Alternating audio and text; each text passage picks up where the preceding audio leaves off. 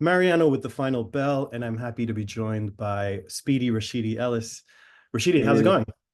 going good, man. How you doing? Good, man. Happy to have you back on the show. Yeah, Um, yeah. and we got a lot of big news this last couple of weeks, man. I guess starting with your fight on October 25th. How's training going for that card? It's going to be at Oceanside Revere, October 25th, very close to your hometown. How's training going? Oh, going good. Finally back in. So I'm excited to be back, especially near my hometown. So Absolutely. it's gonna be a great show. Yeah, yeah. I've seen that you've been training with a lot of other really good fighters from New England, right? Oh yeah, of Including course. Yeah, Jermaine Ortiz and Mike yeah. Fonte. Yeah. I'm always with Mike. Yeah, I train with Ortiz for a little bit too. Absolutely. Awesome. So tell me, what do you know about Brian Chaves? I really don't know much about him. I just know he's a lefty. Hmm. He seemed like he's an active fighter. I seen like little clips of him fighting. He's decent, but he's not good enough. But Yeah. Yeah, I he's know. good enough. He's good enough to put on a good show. Yeah, exactly. Did you get a chance to see his fight in June against Cordell Booker? No, I just seen the knockout. I seen Cordell knock Yeah. him out. I didn't see the whole fight though. I just seen the clip. Yeah, I think that one went like 3 rounds. But looking at his resume, he has a couple of other good fighters that are on the resume. He lost to this guy from Argentina, Jeremias Ponce, which is a good fighter. He lost to Sabriel Motias that Ponce did. So he's got some names on his record. What do you looking to make a statement on October 25th? Yeah, of course. Yeah, of course. Because it's been a long time since I've been back, so I got to make a Yeah, statement. Show that I'm here to stay. Show that I'm still here absolutely. to take over. Yeah, yeah. So last time you and I spoke, you were getting ready to join the TCL, the Team Combat League on the Boston Butchers. And you had quite a time there, man. You went 11-1. You pretty much led the team into the playoffs alongside Alejandro Paulino and Amelia Moore. Tell us about that experience. What was that like? Yeah, TCL. Yeah. That whole thing was fun. It was fun. It was a fun thing to do. Good experience.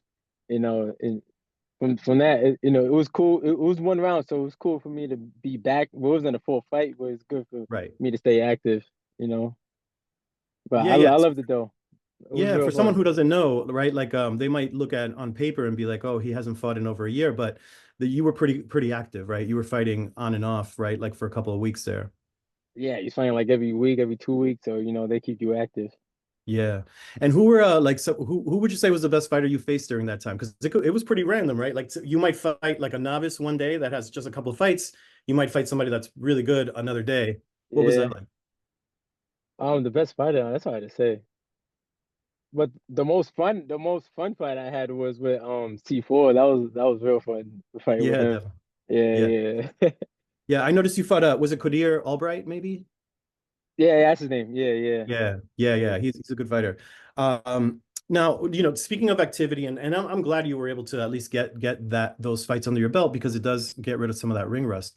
But you and I spoke before. Activity has always been kind of an issue throughout your career. Looking at BoxRec, you fought once in 2015, once in 2017, and amazingly, it was like a total of like 4 times since 2019. Why do you think that is? What do you think was the main reasons for inactivity? Right there. It was a lot of issues with contracts and fights falling through. It was a lot of bullshit happening. Yeah. I guess I just got, I don't want to say bad luck, but something like that. Yeah. No, I hear you, man. You were one of the most talented guys I think to come out of New England, probably since like Chad Dawson. You had great Oh, wins. Chad Dawson's from New England? I didn't even know Well, that. he's from Connecticut, Hartford. Okay, I Yeah, didn't even know that. Yeah, yeah, that's yeah. cool. But looking at your resume, great win against Alexis Rocha, who's still making noise these days. Yeah, Um, he's a great fighter. yeah, yeah, great wins against Eddie Gomez twice. You shocked him the first time with the first round knockout, and then later, you showed that it wasn't just a lucky punch and beat him over Yeah. 10 rounds. Do you feel like your career has been a bit under the radar, and maybe that's due to the inactivity? What are your thoughts on that? Yeah, of course, and it looked like people overlooked me because like you said, I'm not active. I'm not out there a lot because I'm not fighting. So a lot of people don't know if I'm still in the sport, Yeah. but I'm still here though. One of the things, just looking at where you fought, they've been trying to promote you on the West Coast because you were with Golden Boy. And then when it came to the PBC, they were fighting you around, the United States, but not so much focused on, like, say, New England or the Northeast. Do you think that has something to do with it? It could be. I kind of wish they put me on the East Coast more because I'm not from the West Coast. But yeah, that could be a part of it too. You know, 'cause I'm not Yeah, from there. Like going somewhere there I'm not from, but you right, know, right. Well, luckily, now you're working with CES Boxing, which is a New England-based firm, right, based in Providence, Rhode Island. How did that relationship come about? working with them with the TCO. Yeah. Seeing them how they move, and Mhm. and seeing how they do, and it was just real good. Like they seem like real good people, and we form a connection working with each other at the TCO. So Yeah. so it just came about right like this. It was cool. Yeah, yeah. Yeah, and it's great to see that, your first fight with them is a headliner in Revere, which we were saying, it's basically the next town over from Lynn. Um, how does it feel to headline at home for the first time in your career? Shit, it felt real good. Last time I fought back home was shit, like 12 years ago, 11 years ago. It was like I took a look. You were my at the Hard third Rock, fight. right? Hard Yeah, Rock, I think in I think it was Boston. my third fight, my third Yeah, pro fight. yeah. Yeah, Over I'm 10 years. excited to be back. Yeah. Yeah. So I think, look, just looking at it from sort of from a neutral point of view, right, as an observer, I think that that's something that could help your profile a lot, right? Is having a team behind you that is fighting you where you're from. It doesn't mean that every fight has to be, in New England, but it's good for you to start making sure that you reconnect with your fan base that hasn't seen you in action, like, live in a long time, right? Yeah, of course. People that see me since I was a little kid, Yeah, see exactly. me as a grown man now going to work. Right, right. 10 years ago, a long time. Yeah, So let me so the reveal that I had for you, I mentioned to you that I did have a little surprise. So this fight and this card has been picked up by DAZN. So it is. yeah, yeah, Is it gonna be on yeah, the zone? I didn't even know that. yeah. That right there got me more excited. Yeah, man, look, for you, it's like it's a return. I know you've been on the zone before, and now, Yeah, your return, you're gonna get so many more eyeballs, right? Because this is gonna be distributed worldwide. And as you know, they're a big player in Europe also. So whoever has the zone is gonna be able to see these fights, and they'll televise the whole card. So that's a good thing. cool. Yeah, that's great. Especially for the people, fighting on the card too. Yeah, for sure. It's great exposure, especially for some of these new Hmm. signings, right? Like Joe Bush and Mike Fontanez.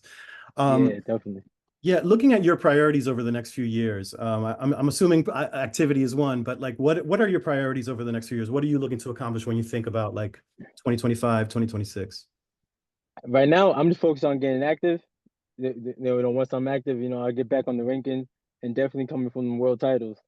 Yeah, Because once I'm back on the rankings, I don't want to hear no excuses from these dudes. So they're gonna have to yeah, fight me. yeah. And when you're looking at, do you have a do you plan to fight at welterweight, back at welterweight, or are Yeah, you going to yeah. be at Well, 154? no, no, I'm doing welterweight. Welterweight. I'm just Yeah, fighting. I don't yeah, have to kill myself to fight. yeah. No, Yeah. exactly. And after the TCL, I guess because you were fighting so often, like, it makes sense to fight a little bit higher weight, right?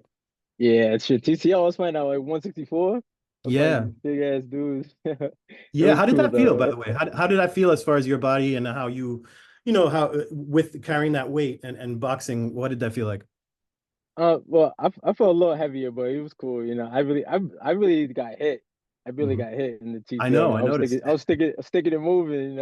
Yeah. I didn't want to get hit. It was only one round, so Yeah. Well, it was very entertaining as far as how you executed in the ring. And these are quick one rounders, so you had to very little time to make your statement, right? yeah, cool, sure. And it's hard to make adjustment in one round, so you just gotta go out there and do you, Yeah. I guess. Yeah, definitely, definitely. Do you have a hit list of the guys that you want to face? Like, say, top two or three guys that you'd like to Oh face yeah, once of you're course. active? Yeah, shoot. All the champions, of course. Shoot. What's his name? What's his name? Brian Norman.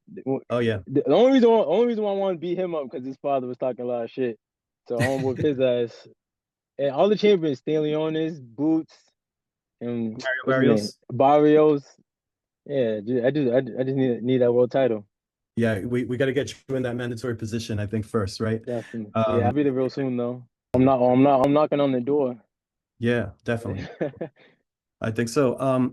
So what's your message to the fans that are going to be coming out October 25th at Oceanside and Revere? Yo, make sure you guys come through, man. Shit's down the street. Shit, just come through. I'm gonna put on a great show like always.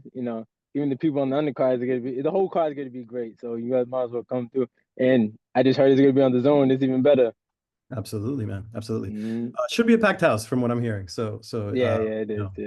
you're headlining a packed house on TV seems like a great night, Halloween night out. Definitely. Yeah. It could be spooky. Great, man. I wish you the best of luck on October 25th. And I encourage everybody, show up to Revere if you're in the Boston area, while there are tickets left. And, if you can't make it, definitely tune in on the zone. It's going to be promoted there. So you'll see it on your TV screens. Rashidi, best of luck, man. October I 25th. appreciate you, man. Thank you so much. Have a good one.